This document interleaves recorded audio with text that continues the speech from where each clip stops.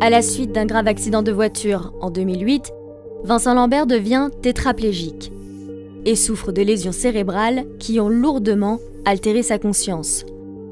5 ans plus tard, commence l'affaire Vincent Lambert.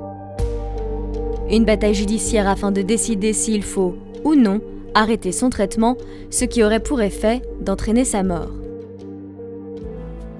Deux camps s'affrontent dans cette bataille judiciaire.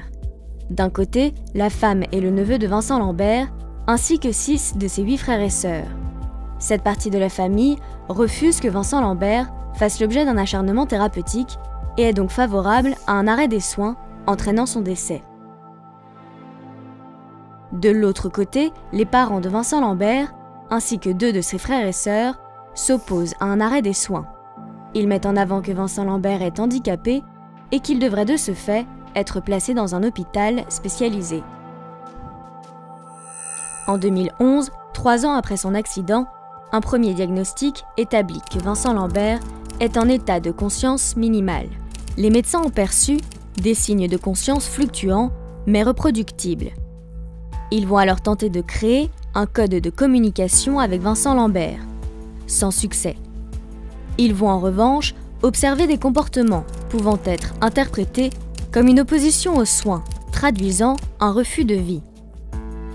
En conséquence, l'hôpital de Reims prend la décision, avec l'épouse de Vincent Lambert, d'initier un premier arrêt des soins en 2013. C'est là que la bataille judiciaire commence. Dans les jours qui suivent l'arrêt du traitement, les parents de Vincent Lambert saisissent le tribunal administratif de Châlons-en-Champagne. 31 jours après l'arrêt des soins, le tribunal ordonne leur reprise, affirmant que l'hôpital aurait dû informer l'ensemble des membres de la famille. L'hôpital, toujours avec l'accord de l'épouse de Vincent Lambert, relance l'année suivante une procédure d'arrêt des soins, en prévenant cette fois-ci tous les membres de la famille. Les parents saisissent à nouveau le tribunal administratif qui s'exprime une nouvelle fois en faveur du maintien des soins. L'hôpital et la femme de Vincent Lambert décident de faire appel et se tournent vers le Conseil d'État. C'est à cette institution de juger si le cas de Vincent Lambert s'inscrit ou non dans le cadre de la loi Leonetti sur la fin de vie. Cette loi votée à l'unanimité en 2005 interdit une obstination déraisonnable. Lorsque des actes médicaux apparaissent inutiles, disproportionnés ou n'ayant d'autre effet que le seul maintien artificiel de la vie, ils peuvent être suspendus ou ne pas être entrepris. Attention, il ne s'agit en aucun cas d'euthanasie. Les médecins n'ont pas le droit de provoquer la mort du patient, seulement d'arrêter les soins qui le maintiennent en vie, tout en limitant sa souffrance. Ainsi, dans le cas de Vincent Lambert, les sondes permettant de l'alimenter et de l'hydrater lui seraient retirées, ce qui peut provoquer la mort sous quelques jours, voire plusieurs semaines. Pour trancher l'affaire, le Conseil d'État va se fonder sur 2 éléments principaux. D'abord, la volonté de Vincent Lambert, car en France, la volonté du patient est essentielle pour décider d'un arrêt de traitement. Pour l'exprimer, le patient peut 1. Faire part de sa volonté directement, 2. Avoir préalablement exprimé sa volonté par le biais de directives anticipées, ou 3. Désigner une personne de confiance pour décider à sa place. Or, dans le cas de Vincent Lambert, aucune de ces conditions n'est remplie. Mais le Conseil d'État décide de prendre en compte les témoignages de l'épouse et d'un des frères de Vincent Lambert. Tous 2 affirment que Vincent Lambert avait plusieurs fois exprimé sa volonté de ne pas vivre dans ces conditions. Le Conseil d'État demande donc un nouvel examen de Vincent Lambert pour évaluer son état. Il en ressort qu'il n'est plus en état de conscience minimale, mais en état végétatif. C'est-à-dire que sa conscience est complètement absente et que les réactions qu'il peut avoir, telles que des clignements d'yeux, ne sont que des réflexes. Le Conseil d'État finit par trancher en 2015 que la décision d'arrêter les soins de Vincent Lambert entre dans le cadre de la loi. Les parents de Vincent Lambert saisissent alors la Cour européenne des droits de l'homme.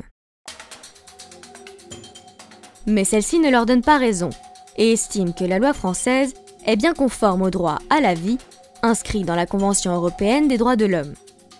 La décision de l'hôpital de Reims d'arrêter les soins administrés à Vincent Lambert est donc jugée légale par le Conseil d'État et par la Cour européenne des droits de l'homme. Ce qui n'empêche pas les parents de Vincent Lambert de porter plainte auprès du parquet de Reims contre l'hôpital et les médecins en charge de leur fils. Pour éviter de nouveaux litiges, l'hôpital décide de ne pas lancer de nouvelles procédures d'arrêt des soins tant que la justice n'aura pas nommé un tuteur responsable de Vincent Lambert. En 2016, c'est l'épouse de Vincent Lambert qui est désignée comme tutrice par le juge des tutelles. Malgré le renvoi en appel des parents, elle est confirmée par la Cour de cassation. Étant donné qu'elle est favorable à l'arrêt des soins, l'hôpital peut donc lancer, comme en 2013, une procédure d'arrêt des soins. En dernier recours, les parents de Vincent Lambert saisissent un organisme de l'ONU, le Comité des droits des personnes handicapées. Celui-ci demande aux autorités françaises de suspendre la procédure d'arrêt des soins pour lui laisser le temps d'étudier le dossier. Mais les décisions de ce comité n'étant pas contraignantes, l'État français refuse et le traitement de Vincent Lambert est suspendu le 20 mai 2019. Le soir même pourtant, la Cour d'appel de Paris ordonne à l'État français de reprendre le traitement et d'attendre le verdict de l'organisme de l'ONU. L'État français conteste et se pourvoit en cassation. Le 28 juin, la Cour de cassation casse l'arrêt de la Cour d'appel de Paris. Elle ne pouvait pas ordonner la reprise des soins. L'hôpital avait bien le droit de les suspendre sans attendre la décision du comité de l'ONU. Cette décision ouvre la voie à une possible nouvelle procédure d'arrêt des soins. L'affaire Vincent Lambert est un véritable marathon qui dure depuis plus de 6 ans. Les deux camps épuisant une multitude de recours judiciaires.